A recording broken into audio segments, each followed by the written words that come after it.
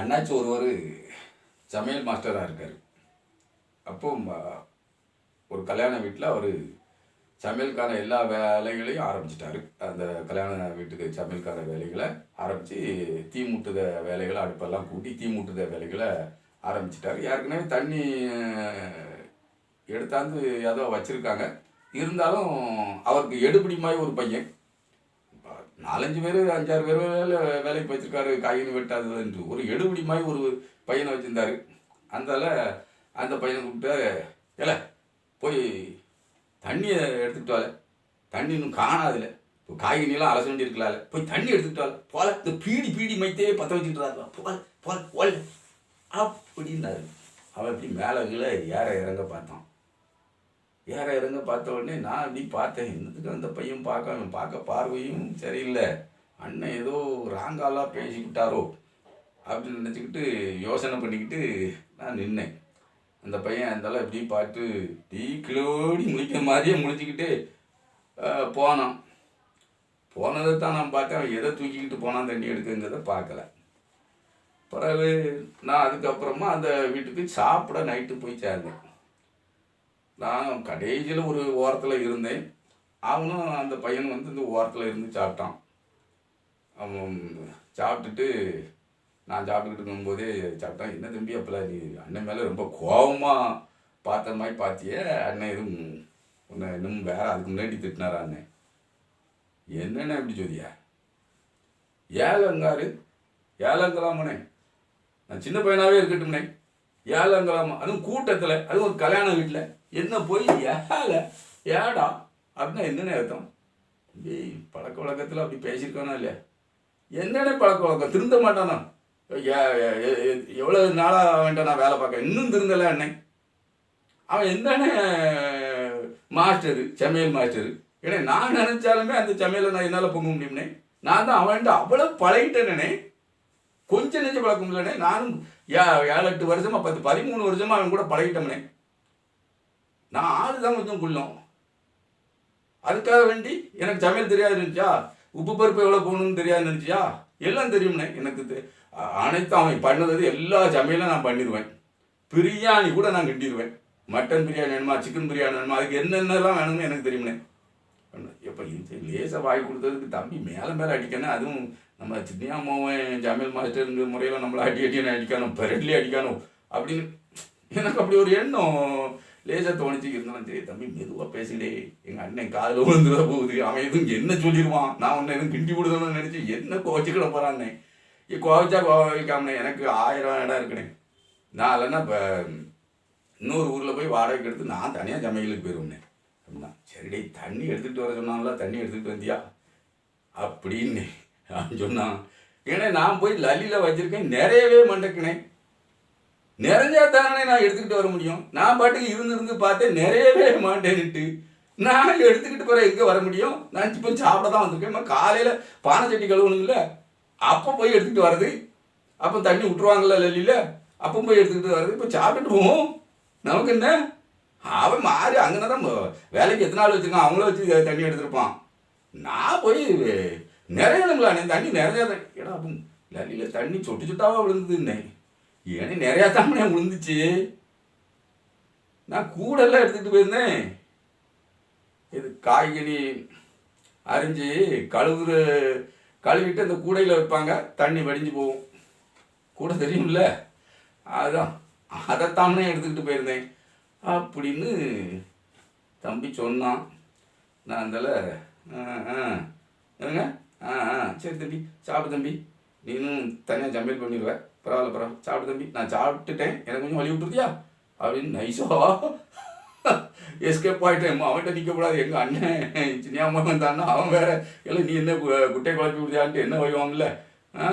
கூட்டம்னு பார்க்க மாட்டான், அவன் ஸ்டைலே அது. அவன் கூட்டம்னே பார்க்க மாட்டான், அவன் ஸ்டைலே அவன் எல்லாம் ஓட அப்படின்னு பேசுவான். அதனால நம்ம என் வகையை கட்டிக்கிட்டீங்க அப்படின்னு நான் கிளம்பிட்டேன்னு வைங்களேன். அந்த மாதிரி இப்போ என்ன நடந்தது அப்படின்னு கேட்கலா.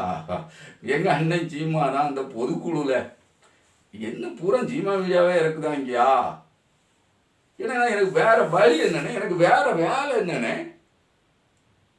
எங்கள் அண்ணன் சீமானை பற்றி இந்த பொங்கல் நன்னாளில் பேசாமல் என்னாளில் பேச முடியும்?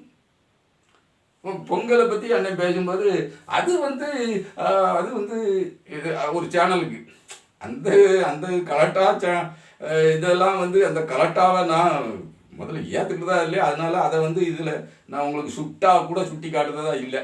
அதாவது பேசுறது சுட்டி காட்டுவேனே தவிர உங்களுக்கு காணொலியாக இதில் அதை நான் போடுறதா இல்லை. அண்ணன் என்ன சொன்னால், ஹிந்திக்கு கூட ஒரு நாள் ஹிந்தி நாள் அப்படின்னு வந்துட்டு ஒவ்வொரு மொழிக்கும் ஒவ்வொரு நாள் வந்துட்டு, தமிழ் நான் 50,000 ஆண்டுக்கு முன்னே வந்திருக்க தமிழுக்கு வரல போகல, ஏதோ தமிழர் நாள் அப்படின்னு தைய சொல்கிறாங்க சிலர். சித்திரை நாளில் நித்திரை கொள்ளாதே அப்படின்னு பாவேந்தர் பாடினாரு அப்படின்ட்டு சித்திரையை சொல்கிறாங்க. நம்ம அது ஒரு கஷ்டம்தான், அது ஒரு சிக்கலான பிழையான சிக்கலான இதுதான். அது எதுன்ட்டு அது நம்ம உறுதியாக சொல்ல முடியாது. நம்ம அது வந்து நம்ம சித்திரையில் வந்து கொஞ்சம் உழவில் நம்ம மம்பட்டை குத்தியாவது கொஞ்சம் விதைப்போம். இல்லை உழவுழுதே விதைப்போம்.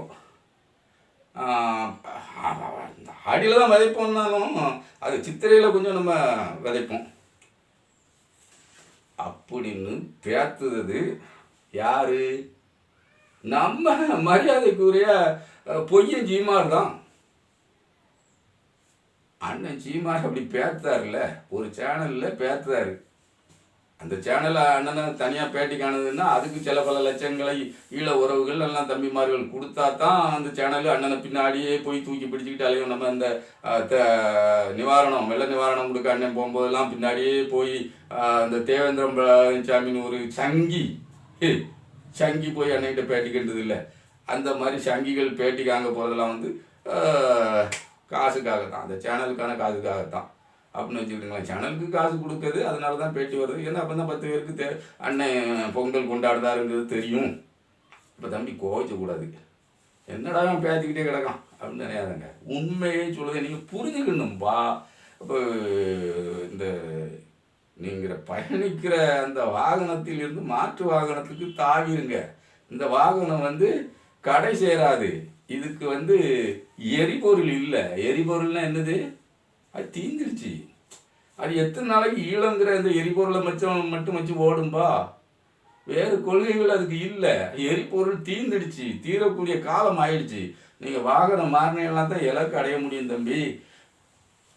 கோச்சிக்காது, உண்மையை சொல்லுங்க. இந்த ஈழம் எரிபொருள் எத்தனை நாளைக்கு நிலைக்கும் அப்படின்ட்டு நான் உங்கள்கிட்ட கேட்கேன்.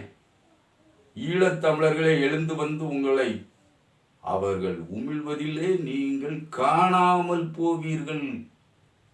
கரை சேர முடியாமல் கடலில் போய் கலந்து விடுவீர்கள். சோம்பிகள் ஜாக்கிரதை. இந்த நன்னாளில் உங்களுக்கு நான் இதை வந்து எச்சரிக்கையாக சொல்லலை தம்பி, அன்போடு வேண்டுகோளாக சொல்கிறேன். பொங்கல் நன்னாளில் திருநாளில் அன்போடு வேண்டுகோளாகத்தான் சொல்லுதேன். இப்போ வந்து அண்ணன் வந்து அந்த பொதுக்குழுவில் யாரை பார்த்தாலும், எந்த பத்திரிக்கைக்காரனை பார்த்தாலும், இல்லை ஏடா உனக்கு கரிகாலா உனக்கு ஏதோ பிரச்சனைடா, ஏதோ பிரச்சனை, நான் உன்னை நான் பார்த்துக்கிட்டேன், உனக்கு மூளையில் ஏதோ பிரச்சனை இருக்குது, முதல்ல நீ நல்ல மனநல மருத்துவராக பாரு, மண்டே உடைச்சு விடுவேனா, என்ன மண்டே உடைச்சு விடுவேனா. எத்தனை பத்திரிகையாளர்களை இந்த மாதிரி பேசுறது. சரி, இதற்கெல்லாம் நம்ம எதிர் வினையாற்றாமல் இவங்கெல்லாம் கடந்து போய்கிட்டு இருக்காங்கன்னா என்ன காரணம்? மேலே ஒன்றியத்தில் ஆளுகின்ற பிஜேபி சீமானை தடவி விடுங்கள் அப்படின்னு சொல்லி அவங்க அதுக்கான நிதியெல்லாம் அங்கே ஒதுக்கிக்கிட்டு இருக்கான். அதனால தான் இத்தனை கீழ்த்தரமாக கடித்தமாக ஏழை ஓலை அப்படின்னு ஏகவசத்தில் போன வையிடாங்கடா. அது என்னது வையிடான்னா என்னத்தை அப்படிலாம் என்னத்தை பேசுதான். இப்போ போதையில் இப்போ கொஞ்ச நாள் இப்போ 2 நாளைக்கு முன்னாடி நான் வீடியோ போட்டதுல போதையில் திமுக தலைவர்களையும் எம்ஜிஆரையும் திமுக தலைவர்களின் குடும்ப பெண்களையும் பேரறிஞர் அண்ணாவையும் எத்தனை கீழ்த்தரமாக அவமானமாக அவதூறாக போதையில் பேசியிருக்கான். அது பேசுனது உண்மைதான்ட்டு ஒருத்தர் வந்து வேற சொல்லுதான். சீமா அந்த மாதிரி பேசியிருக்கானே. இந்த நன்னாளில் அவன் வேணும் பேசலை, மரியாதையாக தான் சொல்லணும். ஏன் ஏன் அவனுக்கு அந்த பாய்ச்சல்? அவன் மனசில் இருக்க வன்மம் தானே, அந்த வெறி தானே, அது அந்த கெட்ட கெட்ட வார்த்தைகளாக கெட்ட கெட்ட எண்ணங்களாக வெளிப்படுது. அவன் பேசியதெல்லாம் சரிதான் அப்படின்ட்டு நீ வாதாடினாலோ நீ அந்த மாதிரி நினைத்தாலோ வாழ தகுதி உள்ளவனா மனிதனா? கேட்டா வருத்தப்படுவதில்லை. அடுத்தவனை இழிவா பேசுனா உனக்கு அப்போ இதயம் இருக்கு என்று பொருளா? யாருக்காகவும் வக்கலாத்து வாங்குவது என்னுடைய வேலை இல்லை, பொதுவானது தான். சீமானுடைய இணையரை யாரும் அப்படி பேசினா நான் விடுவேன் நினச்சியா? அதற்கும் கடுமையான எதிர்வினை ஆற்றி நான் வீடியோ போடுவேன். விட மாட்டேன், அப்படி விட முடியாது. பெண், என் சகோதரி, அவர் எந்த இனத்தில் வேண்டுமானாலும் இருக்கட்டும், தெலுங்கராக இருக்கட்டும், அல்ல அன்னை சீமான் சுதமாய் மந்தேரியாக இருக்கட்டும், எவராக வேண்டுமானாலும் இருக்கட்டும், அவரும் என் சகோதரியே. அனைத்து பெண்ணும் என் சகோதரியே, என் தாயே. அதை முதல்ல நாம் நம்ம தம்பிகள் கவனத்தில் எடுத்துக்கணும். சரி, இப்போ எதுக்காக சீமான் இத்தனை கீழ்த்தரமாக பேசுகிறார்? ஒரு பொதுக்குழுவில் பேச வேண்டியதா? யார் இடத்தெல்லாம் ஏட்டா ஓட்டா? ஆமா, 2 தொகுதியை பார்த்துக்கிடுங்களேன் சீமான் பேசுறது. உருவாக்கணும். 130 நாட்கள் பயணம் செஞ்ச எல்லா ஊர்லையும் எப்படி கட்டமைப்பை உருவாக்கணும்னு சொன்னேன். நீங்க எல்லாரும் நான் 2 தொகுதியை பார்த்துக்கிட்டு இருந்தேன், அண்ணன் ஒரு தொகுதியில மாவட்டமாக்குறாரு. என்னடா அப்பாவிட்ட சொத்தையடா உங்களுக்கு பிரிச்சு பிரிச்சு எழுதி வைக்கிறேன், எனக்கு கூட எழுதாம குறை எழுதிட்டாருன்னு எடுக்கிறது பிச்சை. அதுல என்னடா உனக்கு பெருமை? என்ன பெருமை? பகிர்ந்து சுமையின்றி சுகமாக்க நான் போராடுறேன். என்னப்பா ஒரு பொதுக்குழுல தானப்பா சீமான் பேச்சுனா, நீ பாட்டுக்கு வீடியோவா துண்டு துண்டா எடுத்து கட் பண்ணி வீடியோவா போடுது அப்படிங்கிய அப்படின்னு கேட்கறது எனக்கு புரியுது. எத்தனை வீடியோ தான் போடுவேன் சீமான் பேசினதை? சீமானை விட்டா உனக்கு வேற ஆளை வேற மாதிரி வார்த்தையில காப்பான். ஆமாம், அதை முடியலையா இதை முடியலையா அப்படின்னு நீ அப்பா என்ன எவ்வளோ கீழ்த்தரமாக பேச முடியுமோ உன்னால் அவ்வளோ கீழ்த்தரமாக நீ எழுதுத. அதை எழுதுறதுக்கு உனக்கு கூச்சமா இல்லையா? உன் நெஞ்சத்தில் அந்த கூச்சமே வராதா? உன் பிள்ளையாது, இல்லை உன் தாயாது, உன் சகோதரியாது, இல்லை உன் பாட்டி யாராவது உன் வீட்டில் இருப்பாங்கல்ல, அப்போ அந்த எழுத்தை நீ டைப் பண்ணும்போது உனக்கு கூசாதா? உன் நெஞ்சம் கூசாதா? அப்படி கூசலைன்னா நீ ஒரு அதாவது திருச்சூலத்தில் தான் சிவாஜி அவர்கள் கேட்பாங்க நம்பியாரை பற்றி, நீ ஒரு தாய்க்கு தான் பிறந்தியா இல்லை நாய்க்கு பிறந்தியான்னு கேட்கா அப்படின்பாரு. நான் கேட்கல, அவர் சொன்ன ஒரு வசனத்தை தான் நான் சொல்லுவேன். அதுக்காக தம்பிகளை நான் திட்டணுமோ இல்லை யாரையோ காட்டி உங்களை இழிவுபடுத்தணுமோங்கிற எண்ணமோ வசவுபாடணுமோ அந்த எண்ணம்லாம் இல்லை. நீங்கள் என்னுடைய ஆதரவாளர்கள், உங்களை நான் அரவணைத்து என்னோடு பயணிக்க வச்சு என்னை சப்ஸ்கிரைப் பண்ணுங்கப்பா, நிறைய பண்ணுங்கப்பான்னு தான் நான் கேட்டுக்க வேண்டியிருக்கு. நிச்சயமாக பண்ணணும்.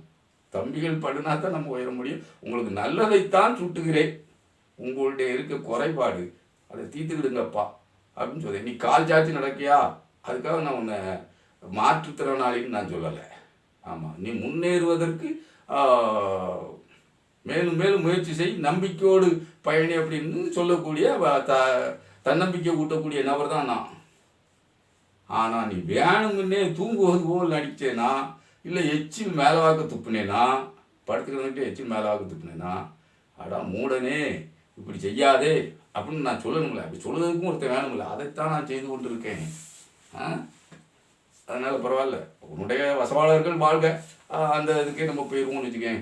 இப்போ சீமா வீடியோ பார்த்தல, அண்ணன் என்ன பேசுறாரு? இந்த பொதுக்குழு கூட்டத்தில் இத்தனை தரம் தாழ்ந்து பேசணுமா?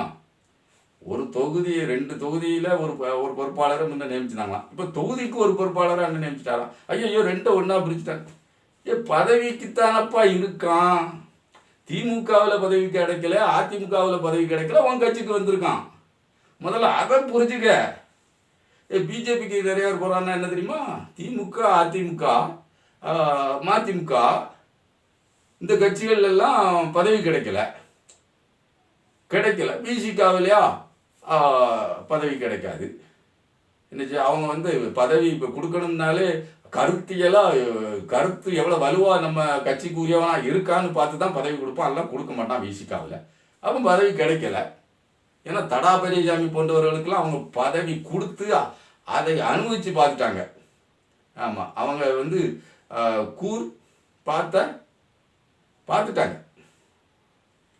தீட்டிய மரத்தையே கூர் பார்த்துட்டாங்கன்னு வச்சுக்கிட்டுங்களேன். அதனால் வந்து தடா பெரியசாமி பார்த்துட்டாரு. அதனால் வந்து அவங்க கருத்தியெல்லாம் நமக்கு சித்தாந்த ரீதியாக நமக்கு ஸ்ட்ராங்கானவனாக இருந்தால் தான் பதவின்ட்டு வச்சுருக்காங்க. அதனால் விசிகா ஒருபோதும் அப்படிப்பட்ட ஆளுகளுக்கு பதவி கொடுக்காது. அப்போ திமுக, அதிமுக, மதிமுகவில் பதவி இல்லை, தேமுகங்கிற கட்சியே இல்லை, அது வேறு விஷயம். தேமுதிகங்கிற கட்சியே இல்லை, அது வேறு விஷயம். காங்கிரஸ் கட்சியை வந்து இப்படி பார்க்க வேண்டியிருக்கு. அவங்களுக்கு ஏகப்பட்ட தலைவர்கள் அவங்களே அடிச்சுக்கிட்டே கிடந்து உருண்டுக்கிட்டே கிடக்காங்க.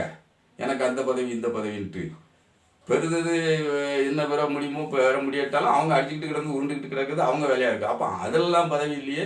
அப்போ புதுசாக வரணும், ஏன்னா கொஞ்சம் காசும் பார்க்கணும்ல. காசும் கிடைக்கக்கூடிய ஒரே கட்சி இவன் காசு தந்துக்கிட மாட்டான். யார்? நாம் தமிழர் காசு தந்துக்கிட மாட்டான். வேணா காசு வாங்குவான். வீரத்தமிழர் முன்னணிக்கு ஒரு 100 கொடு, மாதந்தோறும் 1000 தொகுதிக்கு 1000 பேருக்கு 1000 வாங்கணும், அந்த 1000 கூடு, இந்த கபடி விளையாட்டு வைக்க போகிறேன் அந்ததுக்கு ஒரு 500 கொடு அப்படின்ட்டு தான் காசு கேட்பான். ஆனால் அங்கே எங்கே அதில் கொஞ்சம் காசு வரும். பிஜேபியில் சில பேருக்கு பொறுப்பு கூட கொடுத்துருக்காங்க. ரயில்வே பொறுப்பு அது இதுக்கெலாம் ரயில்வேயில் ஏதோ ஒரு பொறுப்பெல்லாம் கொடுக்க எங்கள் ஊர்லேயே ஒரு பெண்ணுக்கு கொடுத்துருக்காங்கன்னு கேள்வி. ஆமாம், அவங்க நினச்சா 2 பேருக்கு போஸ்ட்டு போட்டுடலாமா. அந்த மாதிரியான அளவில் ரொம்ப சாதாரணமானவங்க தான், அவங்களுக்கே பொறுப்பு கொடுத்துருக்காங்க அப்படிங்கிற கேள்வியெல்லாம் இருக்குது. அப்போ பிஜேபி வளர்ப்பதற்கு அவங்க பெருமுயற்சி எடுத்துக்கிறாங்க. அப்போ அந்த மாதிரி கட்சியில் போய் சேர்ந்தால் நமக்கு பதவி கிடைக்கும் அப்படின்னு நினச்சி போகிறவன் நிறையா. அப்படி இங்கே பதவி கிடைக்காத அங்கே போவான். அதே மாதிரி ஒன்றுக்கும் வழி இல்லாமல் உங்கள்கிட்ட வந்து சேர்ந்துருக்கான். அவனை ஏழை ஓலை அப்படின்னு உங்கள் அண்ணன் பேசுதார இவ்வளோ பெரிய கூட்டத்தில். நம்மளே பிச்சை தான் எடுக்கும். இல்லை பெருமை மசிறு வேற அப்படின்ட்டு அண்ணன் எகத்தாளமாக பேசுதார, ஏளனமாக பேசுதார.